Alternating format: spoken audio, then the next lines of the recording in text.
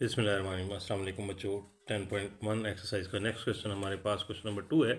हमारे पास एक डायग्राम ये देख रहे हैं, ये हमें दे दी गई और इसमें ए बी और ए सी बता रहा है। ये ए बी और ए सी दो टेंजेंट हैं, टेंजेंट सर्कल ओ के, ठीक है। और टेंजेंट के बारे में आपको ये बताता चलूँ, दो टेंजेंट एक पॉइंट से अगर उनको ड्रॉ किया गया हो तो दोनों टेंजेंट की लेंथ बराबर होती है, यानी ए बी और ए सी बराबर होगा। एक तो ये चीज़ आपने याद रखनी है, ठीक है।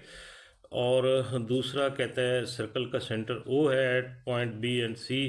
ये जो है ना, जो टेंजेंट आके मिलते हैं, और एक एंगल उसने बी ओ सी, ये एंगल हमें दे दिया है वो 120 डिग्री का।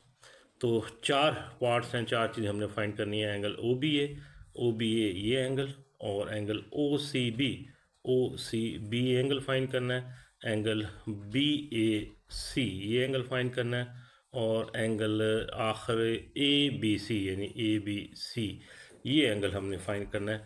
तो बच्चों ये क्वेश्चन है, तो आओ देखो इस क्वेश्चन को हम कैसे सॉल्व करते हैं। डायग्राम हमने ड्रॉ कर ली और रिक्वायर्ड चीज़ें हमने लिख ली। अब ये हम प्रोसीड करेंगे। सबसे पहले हम ये लिखते हैं क्वाड्रिलेटर ए बी ओ सी, ये क्वाड्रिलेटर हम ले लेंगे, ठीक है। इस क्वाड्रिलेटर में ये एंगल हमारे पास गिवन है बी ओ सी, और इस एंगल का अपोजिट एंगल हमारे पास ये है बी ए सी, ये हमने फाइंड करना है। तो क्वाड्रिलेटर के अपोजिट एंगल जो होते हैं उनका सम सप्लीमेंट्री होता है, ये आपको पता है। तो हम लिख लेते हैं कि इन क्वाड्रिलेटरल, पहले मेंशन किया करें कौन सी की बात कर रहे हैं, ए बी ओ सी की हम बात कर रहे हैं, ठीक है। तो इसके अंदर हम एंगल बी ओ सी, ठीक है, B O C plus angle B A C, ठीक है, इन दोनों का जो सम है वो 180 होता है, ठीक है। रीज़न लिखना चाहे तो यहाँ पे लिख सकते हैं कि अपोजिट एंगल्स ऑफ क्वाड्रिलेटर, ठीक है, आर सप्लीमेंट्री। तो ये शॉर्ट में मैंने लिख दिया, ठीक है। तो ये इसकी रीज़न थी, ठीक हो गया। तो अब हमारे पास बी ओ सी एंगल 120 है, उसकी वैल्यू यहाँ पे पुट कर लें। 120 plus angle B A C equal है 180 के। ये 120 हमारा दूसरी तरफ ले जाएंगे तो इधर जाके आपका माइनस हो जाएगा। तो 180 में से 120 को हम माइनस कर लें तो हमारे पास जो एंगल बी ए सी आ जाता है वो 60 डिग्री का आ जाता है, ठीक हो गया।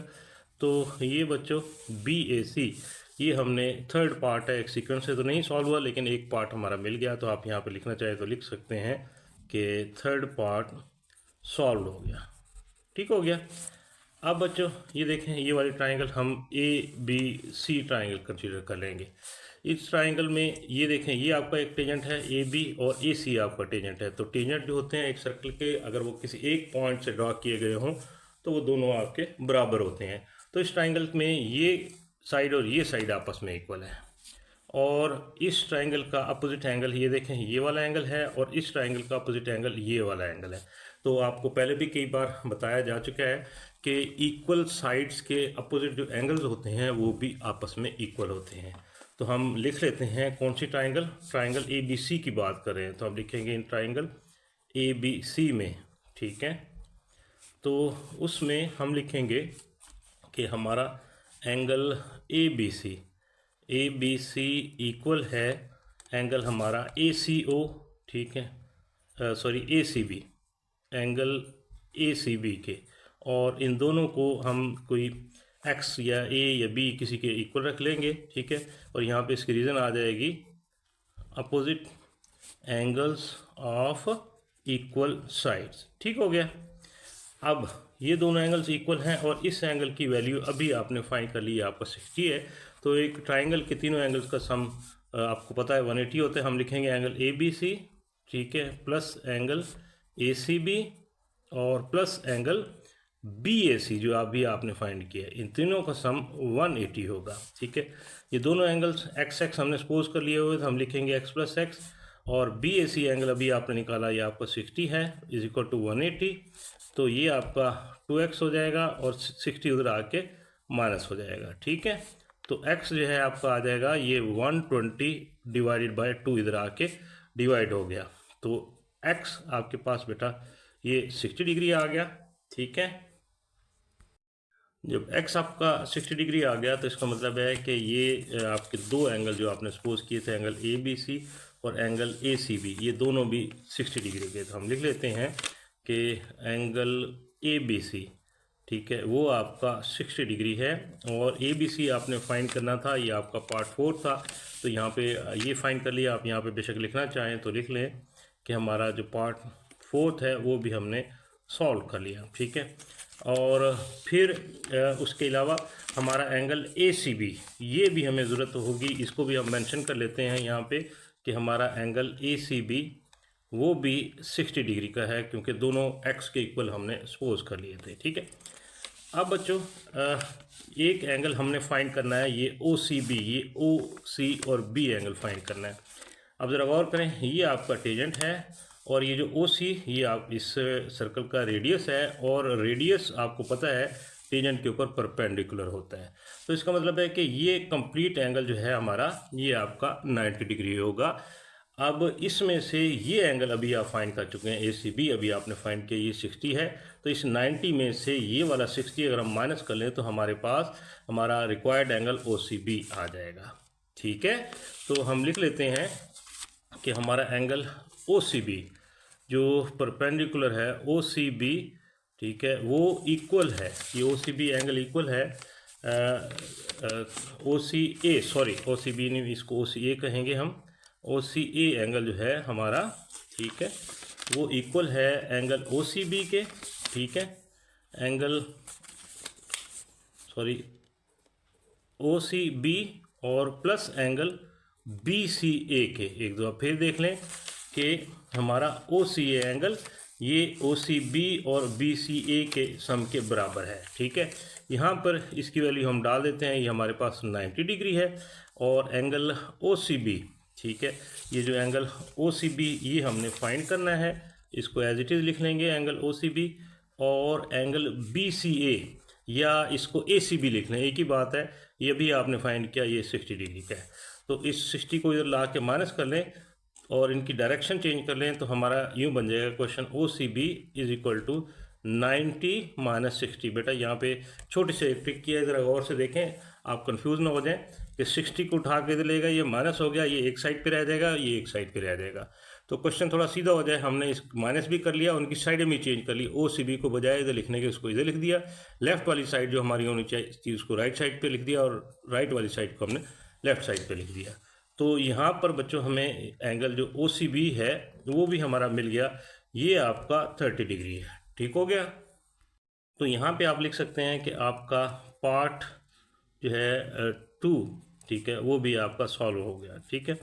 और पार्ट 2 सॉल्व हो गया, लेकिन हमारा जो पहला पार्ट था शुरू में, इसको हमने नहीं किया, तो इसको हम एंड पे कर रहे हैं। बेशक आप शुरू में भी कर लें, एंगल OBA फाइंड करना है।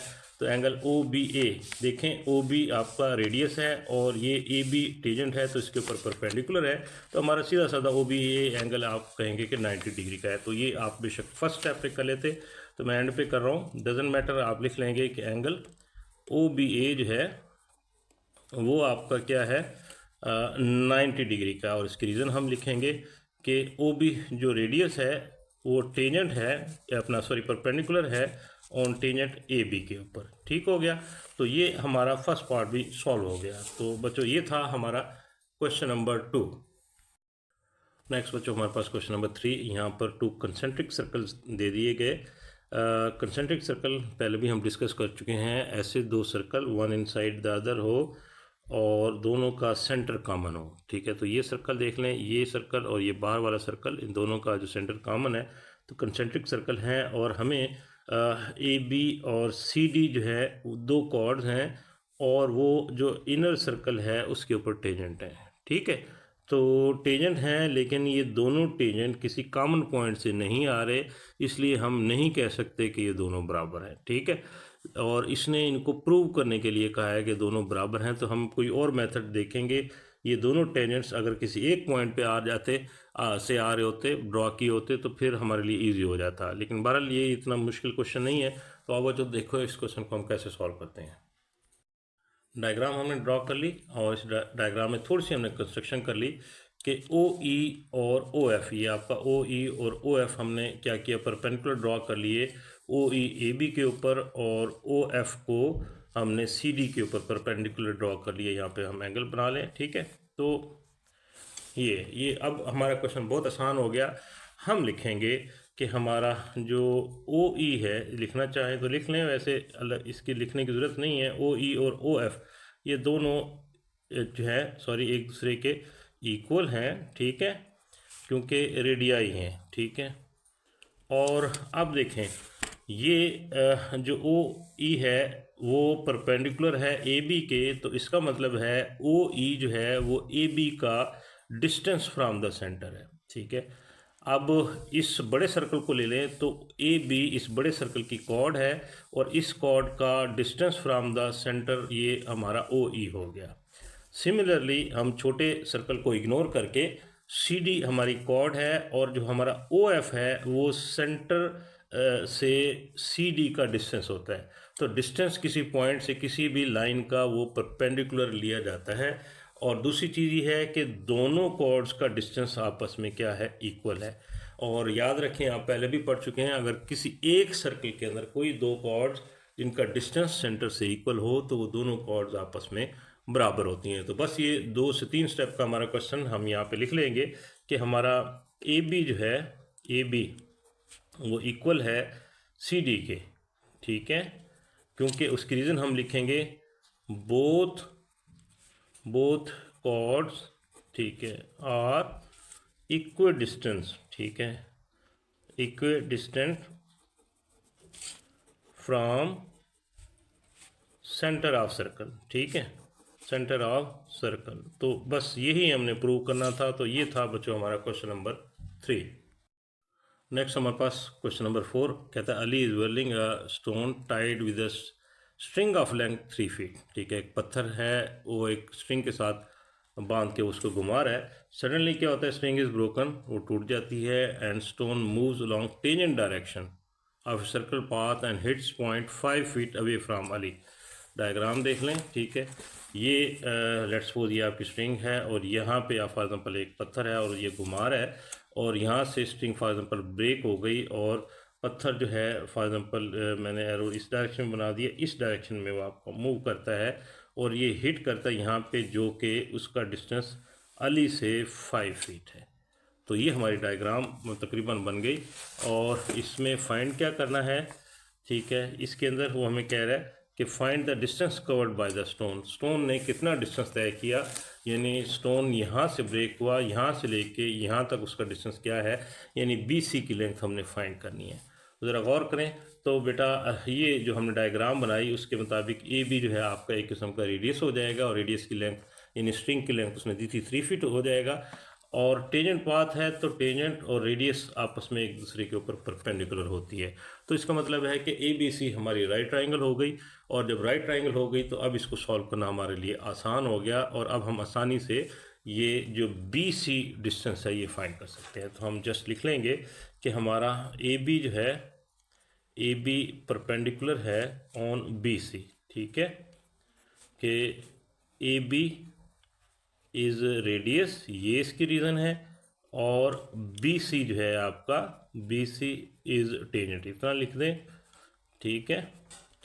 अब हम कहेंगे कि हमारी A B C right triangle है तो हम लिख लेते हैं कि इन राइट ट्राइंगल, कौन सी, ए बी सी की हम बात कर रहे हैं। तो अब यहाँ से पाइथागोरस थ्योरम हम लगा लेंगे, लिखें अप्लाई, ठीक है, पाइथागोरस थ्योरम, ठीक है, शॉर्ट में लिख लेता हूँ ताकि आपका क्वेश्चन और उसकी वीडियो शॉर्ट बने। तो देखें इसमें क्या करते हैं हम, हाइप का स्क्वायर होता है, हम लिख लेंगे ए सी का जो स्क्वायर है is equal to A B perpendicular, बेशक पहले ले लें या बेस पहले ले लें, ए बी का स्क्वायर और प्लस बी सी का स्क्वायर, ठीक है।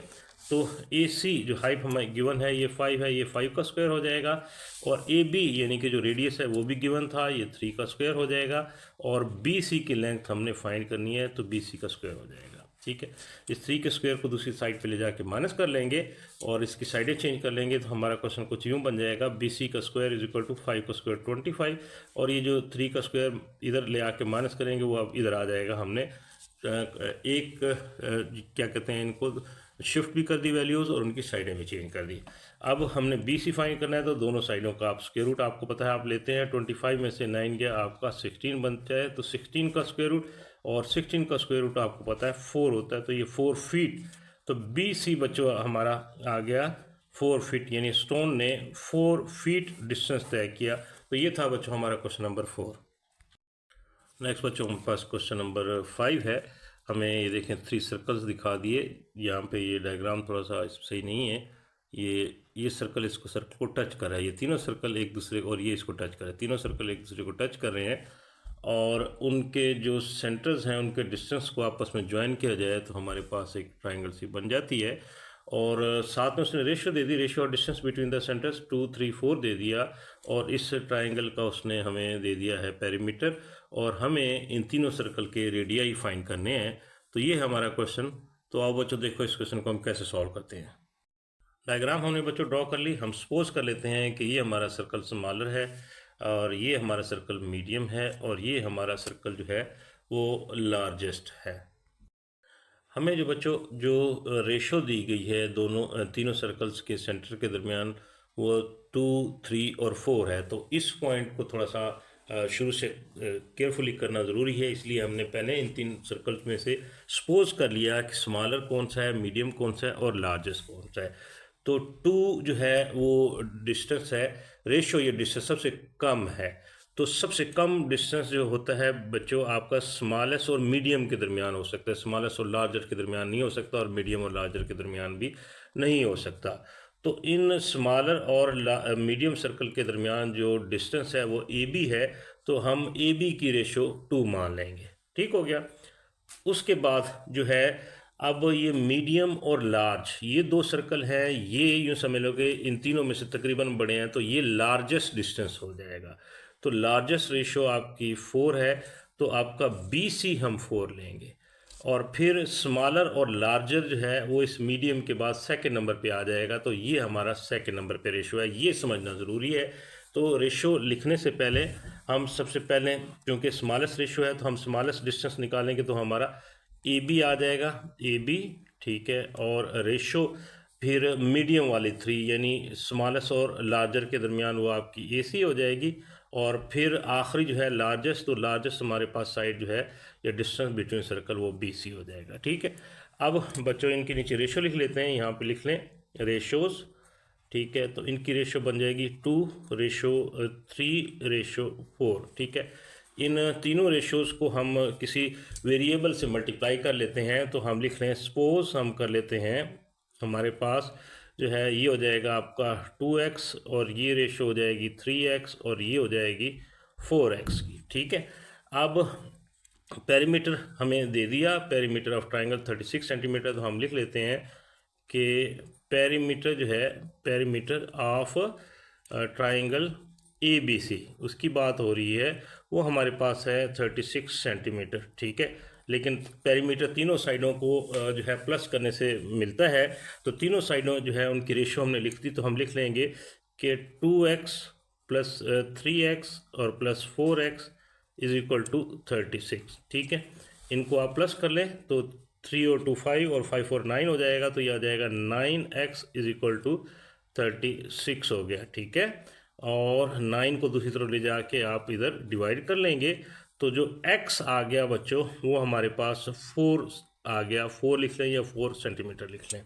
अब x आ गया तो x की वैल्यू हमारे पास आ गई, तो यहाँ से आप ए बी, ए सी और बी सी की वैल्यू निकाल सकते हैं। ठीक है। तो हम लिखेंगे कि हमारा ए बी जो है यहाँ पे हम लिख लेते हैं, ए बी जो है वो आ गया आपका कितना है, इसको यूं बना लेते हैं, ए बी आपका 2x था, आप लिख लेंगे 2x। और ए बी में वैसे रेडियस कौन कौन से शामिल है वो भी लिख लेते हैं, R1 और R2, तो हम लिख लेंगे R1 प्लस R2 हो गया। ठीक है। इसको आप भले इक्वेशन नंबर हम 1 कर लेते हैं। ठीक हो गया। और फिर नेक्स्ट हमारे पास था AC, तो AC हम लिख लेंगे,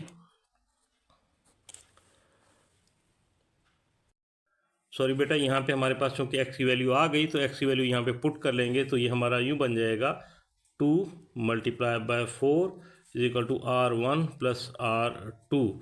तो ये आपकी यूँ समझ लें कि इक्वेशन एक बार फिर सीधी कर लेते हैं, R1 प्लस R2 जो है आपके पास 8 हो गया, इसको हम 1 नहीं करते, ये वाली हमारी इक्वेशन 1 हो गई। ठीक हो गया।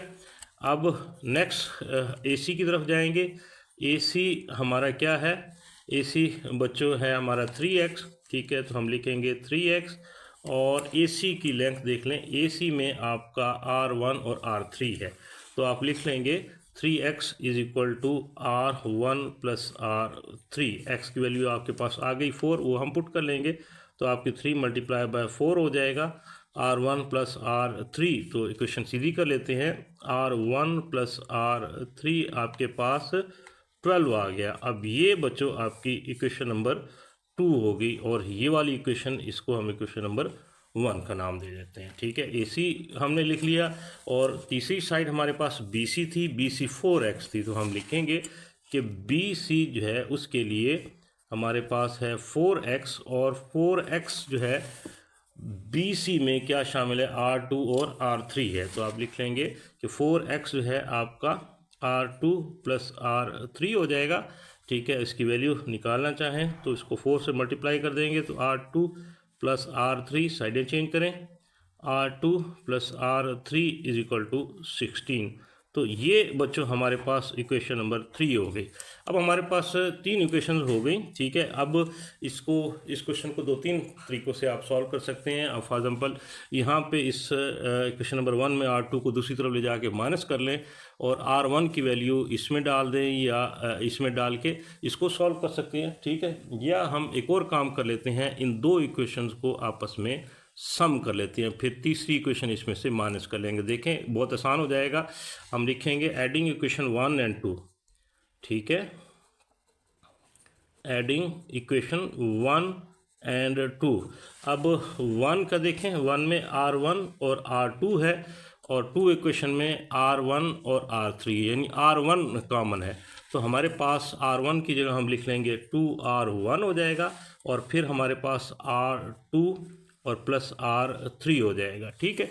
और दोनों साइडें, राइट साइड पे 8 और प्लस 12 ये हमारा 20 आ जाएगा। इस इक्वेशन को बेशक आप इक्वेशन नंबर हम 4 कर लेते हैं। अब इक्वेशन नंबर 3 जो है उसको, ये वाली इक्वेशन, उसको इसमें से माइनस कर लेंगे, तो आप लिखेंगे सब्ट्रैक्ट, ठीक है, सब्ट्रैक्ट इक्वेशन 3, ठीक है। तो 3 की वैल्यू हम यहाँ पे डाल देते हैं, हमारी R2 plus R3 is equal to 16। और जब आपको पता है सब्ट्रैक्ट करते हैं तो नीचे साइन चेंज करते हैं, ये साइन चेंज, ये साइन चेंज और ये साइन चेंज, ठीक है। ये R2 कैंसिल, R3 कैंसिल, तो हमारे पास 2R1 जो बच जाएगा, 20 में से 16 गया, ये 4 हो जाएगा, और यहाँ से R1 आ जाएगा 4 डिवाइड बाई 2, तो ये आपका आ जाएगा बच्चों 2 सेंटीमीटर। अब बच्चों हमारे पास R1 आ गया, बाकी सॉल्व करना हमारे लिए आसान हो गया। ये देखें, अब यहाँ से हम क्या करते हैं, R1 की वैल्यू को हम इक्वेशन नंबर 1 में डाल देते हैं, ठीक है। यहाँ लिखेंगे पुटिंग वैल्यू, ठीक है, ऑफ R1 इन इक्वेशन 1, ठीक है।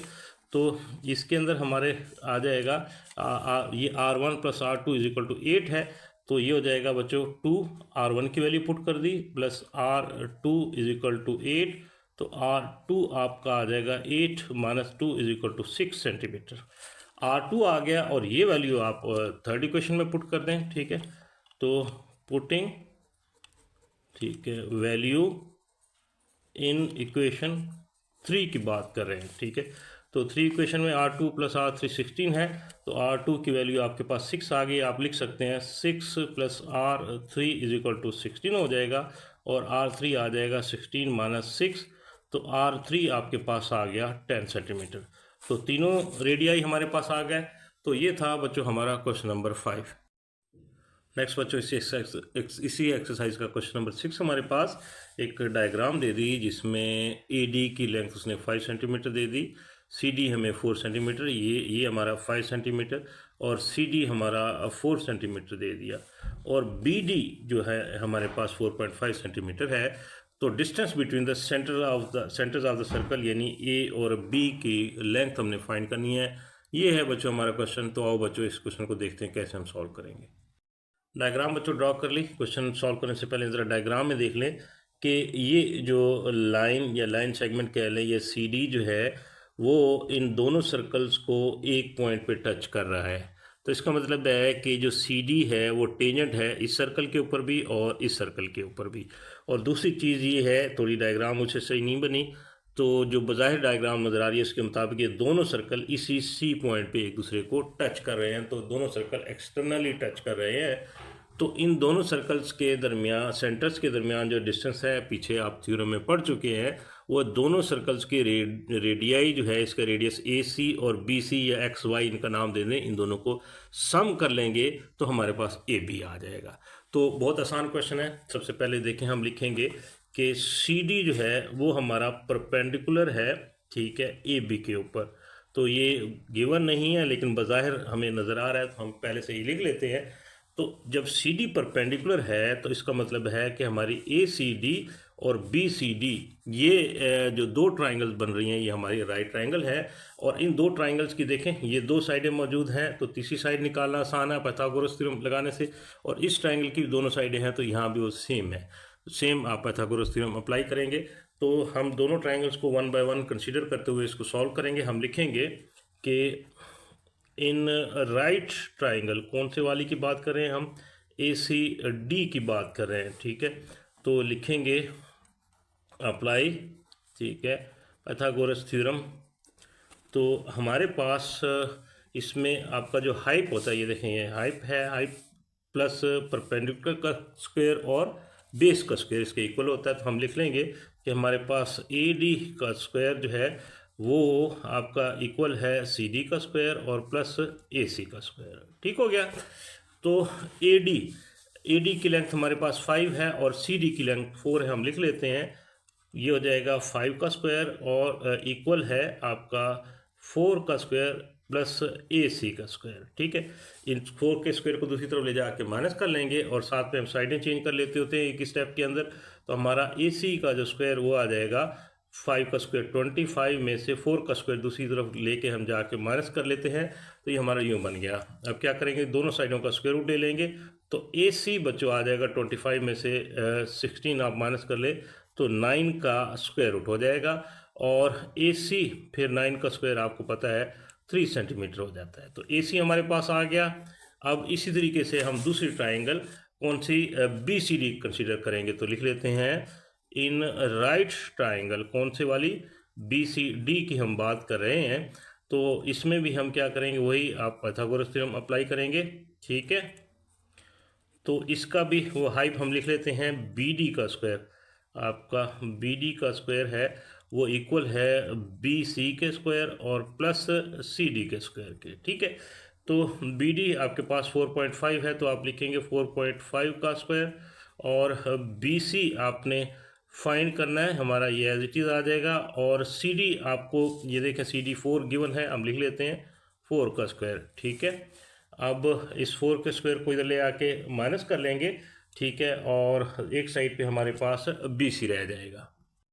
तो ये यूँ हो जाएगा, हमारा बी सी का स्क्वायर इज इक्वल टू 4.5 का स्क्वायर आप कैलकुलेटर से निकालें तो मैंने निकाला है, मेरे पास 20.25 आ जाता है। और -4 दूसरी तरफ ले जाके इधर माइनस करें तो -16 आ जाएगा, ठीक है। तो बी सी हमने निकालना है तो बी सी हो जाएगा, इन दोनों का आपस में माइनस करें तो 4.25 आता है। और इसका स्क्वायर रूट, दोनों साइडों का हमने स्क्वायर रूट ले लिया और इसका स्क्वायर रूट और स्क्वायर कैंसिल हो जाएगा। तो बी सी का बी सी की जो वैल्यू हमारे पास आ जाएगी 4.25 का स्क्वायर रूट निकाले तो कैलकुलेटर से मैंने निकाली, मेरे पास 2.06 सेंटीमीटर आ जाती है, ठीक है। तो अब बच्चों हमारे पास ए सी और बी सी दोनों की लेंथ आ गई तो ए बी की लेंथ हम निकाल सकते हैं।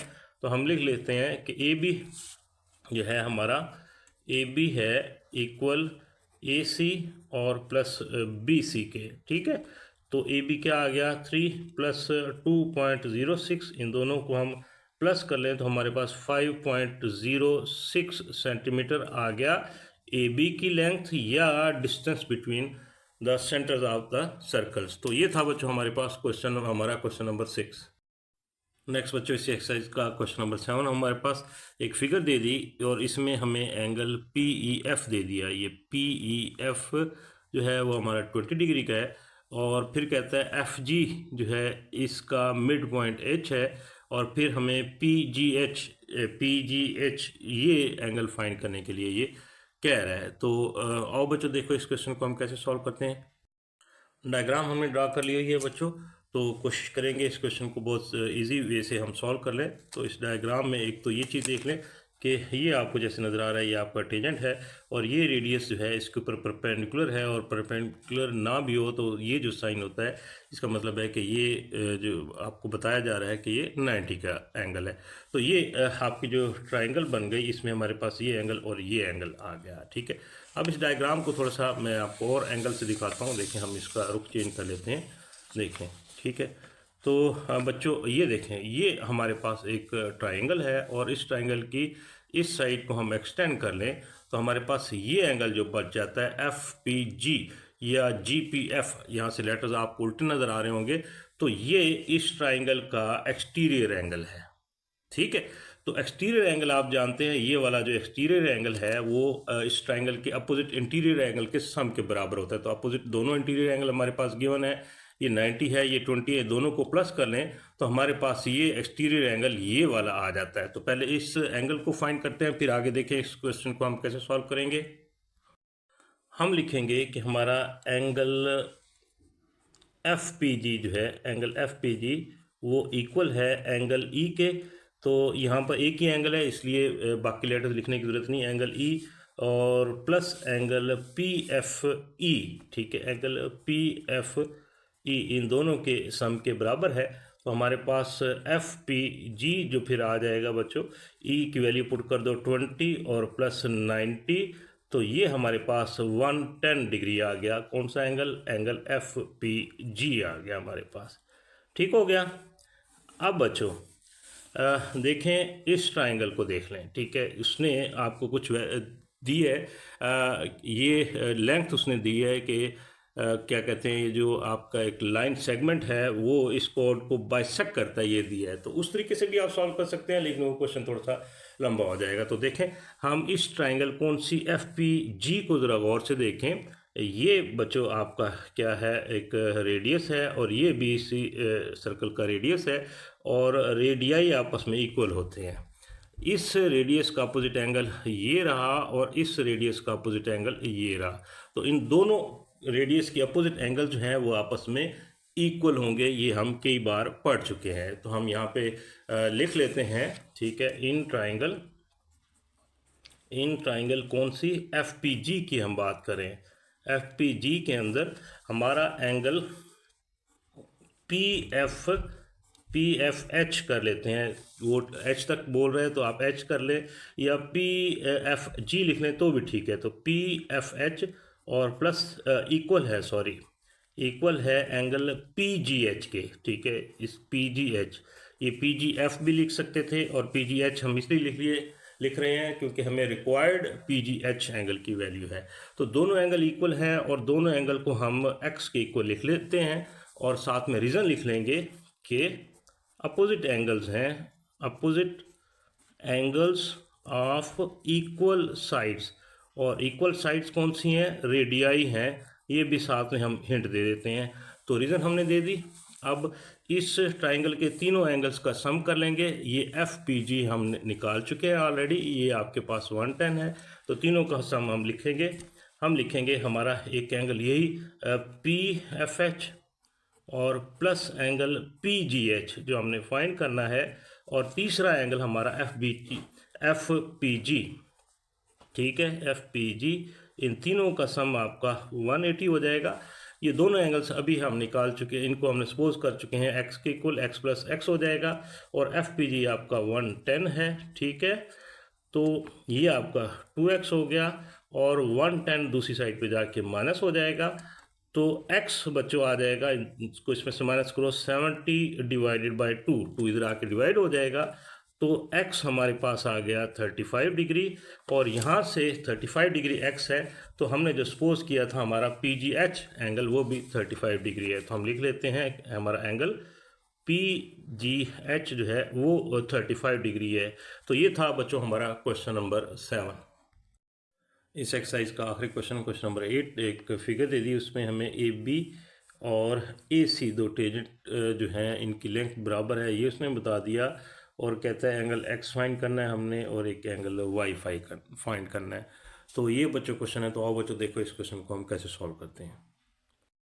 डायग्राम बच्चों इस क्वेश्चन की हमने ड्रॉ कर ली, ठीक है। इस क्वेश्चन को सॉल्व करने के कई तरीके हैं, कोशिश करूँगा कि मैं आपको इसको आसान तरीके से सॉल्व कर लूँ।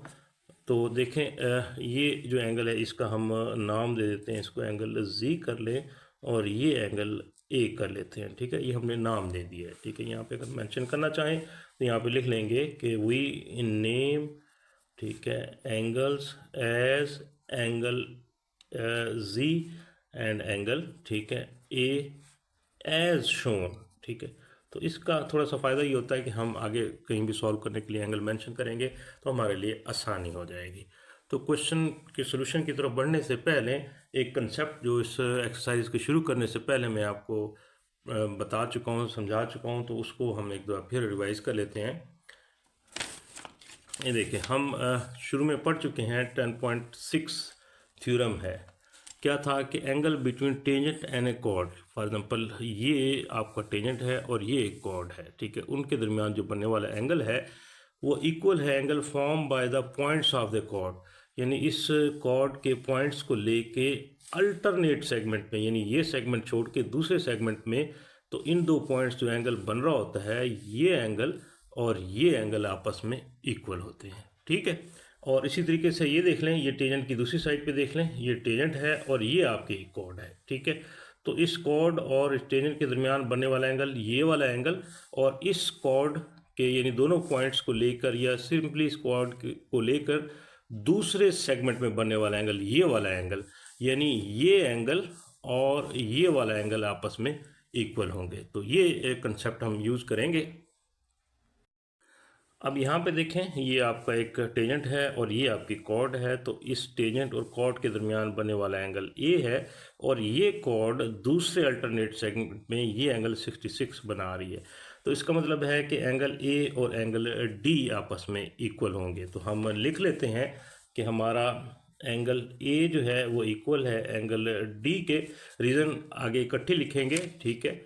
और दूसरी चीज़, एंगल डी आपका 66 डिग्री का है और यहीं पे ये मेंशन कर देते हैं, हमारे पास एंगल ए जो है वो 66 डिग्री आ जाएगा। तो इसकी रीज़न इकट्ठी मेंशन करेंगे क्योंकि अगला पार्ट भी हमारा सेम आ रहा है। इस डायग्राम को थोड़ा सा मैं आपको रुख चेंज करके दिखाता हूँ, ठीक है। तो अब बच्चों इस तरफ से देखें, इसका रुख चेंज कर दिया, ये आपका टेंजेंट था और ये आपकी कॉर्ड है, और इस कॉर्ड और टेंजेंट के दरमियान बनने वाला ये एंगल पहले मैं मेंशन करना भूल गया था, मैंने लिख दिया, ऑलरेडी गिवन है, ये 46 डिग्री है, ठीक है।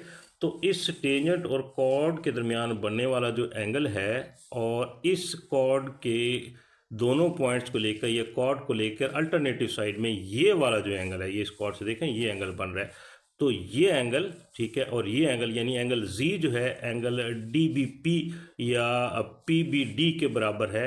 तो यहाँ से हमारे पास एंगल Z की वैल्यू आ जाती है। तो हम लिख लेंगे कि हमारा एंगल Z जो है वो इक्वल है एंगल DBP के, ठीक है। और DBP कितना है आपका 46 डिग्री और एंगल Z यहाँ हमारे पास ये आ गया 46 डिग्री। और इन दोनों की जो रीज़न है यहाँ पे हम लिख लेते हैं कि एंगल बिटवीन टेंजेंट, ठीक है, टेंजेंट एंड ए कॉर्ड, ठीक है, and a chord of circle, circle की कोई कॉर्ड हो, इज इक्वल टू एंगल, ठीक है, फॉर्म्ड बाय कॉर्ड। ये कुछ इसकी वर्डिंग जो है आपकी एग्जैक्ट मैं नहीं लिख रहा, कुछ थोड़े से चेंज करके आप इस तरह लिख लें, या यहाँ पे ये भी लिख सकते हैं कि angle form by points of the chord या कॉर्ड जस्ट, ठीक है, फॉर्म बाय कॉर्ड, ठीक है, इन अल्टरनेट सेगमेंट, ठीक है। तो ये दोनों एंगल्स आपस में इक्वल होते हैं। तो इन दोनों स्टेप्स के अंदर हमने यही एक प्रॉपर्टी यूज़ की है। तो अब बच्चों देखो, हमारे पास एंगल ए आ गया, हमारे पास 66 डिग्री, एंगल Z आ गया वो 46 डिग्री, और ये एंगल Y हमने फाइंड करना है। और इन तीनों एंगल्स को देखो मिलाने से हमारे पास एक स्ट्रेट एंगल बन रही है। तो ये तीनों एंगल जो है सप्लीमेंट्री एंगल्स हैं। तो हम यहाँ पे लिख सकते हैं कि हमारा एंगल ए और प्लस एंगल Z और प्लस एंगल Y जो हमने फाइंड करना है, ये 180 डिग्री हैं। तो इनकी रीज़न वही, ये कॉमन सी रीज़न आप लिखेंगे कि सप्लीमेंट्री एंगल है। ठीक हो गया। तो जिनकी वैल्यूज़ हमने फाइंड कर ली वो लिख लेते हैं। एंगल ए हमारा 66 है और एंगल जी आपने 46 निकाला हुआ है, और यहाँ से एंगल वाई निकालना चाहते हैं हम, तो 1 इक्वल है 180 के। इन दोनों को प्लस करके हम दूसरी तरफ ले जाएं तो हमारे पास एंगल वाई जो है ये आ जाएगा 180 में से 1 आप 12 माइनस कर लें तो एंगल वाई की वैल्यू हमारे पास 68 डिग्री आ गई। ठीक है, तो एंगल वाई हमने फाइंड कर लिया। अब दूसरा जो एंगल एक्स फाइंड करना था वो हम पहले फाइंड कर लेते तो ठीक था। बहरहाल इसको आखिर में हम फाइंड कर लें। तो ये रहा बच्चों आपका एंगल एक्स, ही हमने फाइंड करना है। ज़रा गौर करें, ये वाली angle A B D C, ये वाली आपकी क्वाड्रिलेटरल है। तो बहुत सिंपल, ये एंगल डी और एंगल ए या एंगल एक्स जो है ये अपोजिट एंगल है, और इन दोनों का सम जो है सप्लीमेंट्री। ये बहुत सारे क्वेश्चन में हम कर चुके हैं। तो हम लिख लेते हैं कि हमारा क्वाड्रिलेटरल जो है मेंशन कर लिया करें। इन क्वाड्रिलेटरल कौन सी की बात कर रहे हैं, ए बी और डी सी। यहाँ छोटी सी चीज़ आपको बताता चलूँ, क्वाड्रिलेटरल जब भी आप नाम लिखते हैं आपने साइक्लिक नाम लिखना है, यानी ए बी डी सी लिखना है। ऐसा नहीं है कि ए बी और सी डी लिखें, इधर से साइकिल स्टार्ट कर लें, ठीक है, या इधर से साइकिल स्टार्ट कर लें। तो quadrilateral A B D C में जो है हमारा एंगल डी जो है, एंगल डी और प्लस एंगल ए, इन दोनों का जो सम है वो 180 होता है। ठीक है, और इन दोनों एंगल्स का एक छोटी सी और बात, मैंने नाम जो लिखा है सिंपली एंगल डी और एंगल ए लिखा है, क्योंकि पॉइंट डी और ए पे कोई और एंगल नहीं बन रहा। तो ये छोटी सी चीज़ अक्सर बच्चे भूल जाते हैं। अगर किसी पॉइंट पे लेट्स सपोज ये सी पॉइंट है, इसके ऊपर आपके बहुत सारे एंगल बन रहे हैं, ये एंगल और ये एंगल और ये एंगल, ठीक है, और ये एंगल और ये एंगल, बहुत सारे एंगल बन रहे हैं। तो सी के ऊपर जो एंगल बन रहा होता है, जो भी जिस एंगल को हम मेंशन करेंगे, तो उसके तीनों एंगल के वर्टिसेस ज़रूर मेंशन करेंगे। तो इस वजह से मैंने यहाँ पे इन एंगल्स को अलग अलग से इनके अलग लेटर्स डाल दिए थे, ताकि इन एंगल्स को लिखना हमारे लिए आसान हो जाए। बहरहाल एक जो है इतनी इंपॉर्टेंट बात नहीं थी, लेकिन कुछ बच्चों को ये चीज़ें नहीं पता होती, इसलिए मैंने यहाँ पे मेंशन कर दिया। तो एंगल डी प्लस ए जो है वो 180 होंगे। आप लिख लेते हैं इसकी रीज़न के अपोजिट एंगल्स, ठीक है, अपोजिट एंगल्स ऑफ क्वाड्रिलेटरल, ठीक है, वो सप्लीमेंट्री होते हैं, तो वो हम यहाँ पे ले लेते हैं। ठीक है, तो एंगल डी हमारे पास 66 है, ये लिख लेते हैं। 66 प्लस इक्वल है एंगल ए जो है एक्स मार्क किया हुआ है, ये एंगल एक्स आ जाएगा इज इक्वल टू 180, और एंगल एक्स आ जाएगा 180 में से इस 66 को माइनस कर लें तो हमारे पास जो है तकरीबन आपका 114 डिग्री आ जाता है एंगल एक्स। तो ये आई थिंक आपकी बुक में इसका आंसर गलत है। तो ये था बच्चों इस एक्सरसाइज का आखिरी क्वेश्चन, क्वेश्चन नंबर 8।